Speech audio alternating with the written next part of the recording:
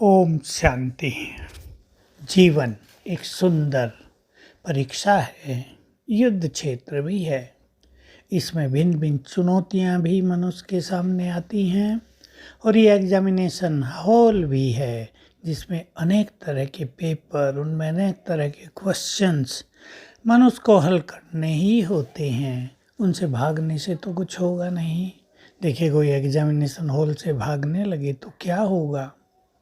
तो जीवन में परिस्थितियां हैं, प्रकृति के पेपर आते हैं, अपनी प्रकृति भी है देह, अपनी नेचर के कारण भी पेपर आते हैं जिसको प्रकृति कहते हैं। इनकी तो प्रकृति ऐसी है और ये बाह्य प्रकृति भी है जिससे जीवन चल रहा है। धरती है, पानी है, वायु, आकाश, सूरज, गर्मी, ये सब हैं। इनसे हमारा जीवन चलता है। हमने प्रकृति का दोहन किया, प्रकृति को नष्ट किया, प्रकृति बदला लेती है। शरीर के विकर्म भी सामने आते हैं क्योंकि इस शरीर के द्वारा बहुत सारे पाप कर्म किए हैं, विकर्म किए हैं, तो व्याधियों के रूप में उन्हें हमें देना ही पड़ता है, चुकाना पड़ता है। और किसी के अपने संस्कार बहुत कड़े हों तो उन संस्कारों के कारण भी कई विघ्न जीवन में आते हैं।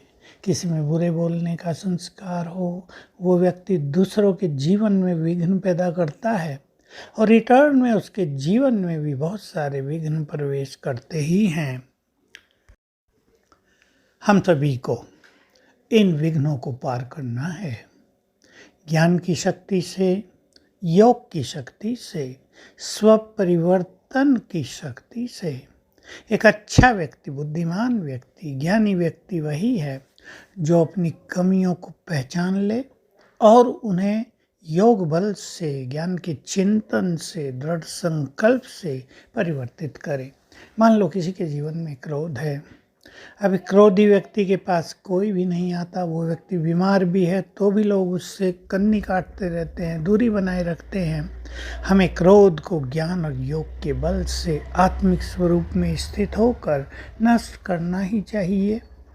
देह की व्याधियों के पेपर आते हैं, ये सब हमारे ही बोए हुए बीजों का फल होता है। हम इनको भी हिम्मत से पार करेंगे। दवाइयाँ भी हैं हमारे पास, भिन्न भिन्न तरह की पैथी चलती हैं, जिससे भी जिसको फ़ायदा हो वो करना चाहिए। दवाइयों को जब हम खाते हैं तो भगवान वो अच्छे, इन्हें ड्राई फ्रूट समझ कर खाओ। ये नहीं ये क्या दवाई, नाक मरोड़ कर, निगेटिव संकल्प करके, बैड एनर्जी के साथ, अनहैप्पी थॉट के साथ हम दवाइयाँ खाएं। खुशी से खाएं, कोई बात नहीं, इनसे ठीक हो जाएंगे। पहले ही कई लोग संकल्प करते हैं कहीं इनका साइड इफ़ेक्ट ना हो जाए। ये सब नहीं होगा ही नहीं। हम अपने संकल्पों की शक्ति को पहचानें और जो इस बाह्य प्रकृति से पेपर आते हैं और बहुत आने वाले हैं, अभी तो महाविनाश के पेपर भी शुरू हो गए हैं, युद्ध चल रहे हैं, बहुतों को कड़े पेपर आ रहे हैं, बहुतों ने अपना सब कुछ खो दिया है, अपने खो दिए हैं। वो पेपर कोई कम नहीं होता है, जो जीवित रहता है उसके लिए बहुत भारी पड़ता है। पर ये बाह्य प्रकृति, धरती के भूकंप भी इस वर्ष बहुत हो रहे हैं, भले ही अभी थोड़े स्केल पर हो रहे हैं, लेकिन वो सिग्नल है कि ये बड़े स्केल पर भी होने जा रहे हैं। धरती कांपेगी, तूफान होंगे, हवा के भी बहुत पेपर आएंगे। इन सभी पेपर से हमें हिम्मत से पार करना है, पास होना है।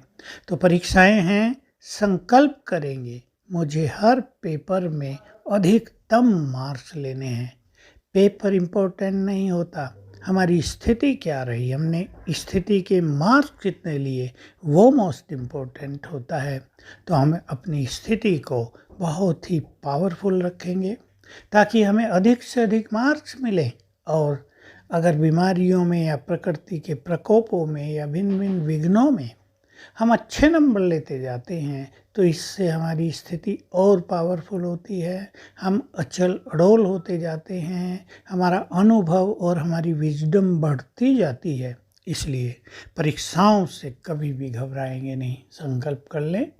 जीवन है तो कुछ ना कुछ आएगा तो ज़रूर, पेपर देना ही है, पर भगवान हमारा साथी है। हम बहुत भाग्यवान हैं। स्पिरिचुअली अपने को एम्पावर करें, पावरफुल बनाएं, बहुत अच्छे संकल्प करें तो ईश्वरीय सहयोग हमें मिलता रहेगा, शिव बाबा की मदद मिलती रहेगी, उसकी शक्तियाँ मिलती रहेंगी और हम सभी पेपर्स को हंसते हंसते पार करते जाएंगे। ओम शांति।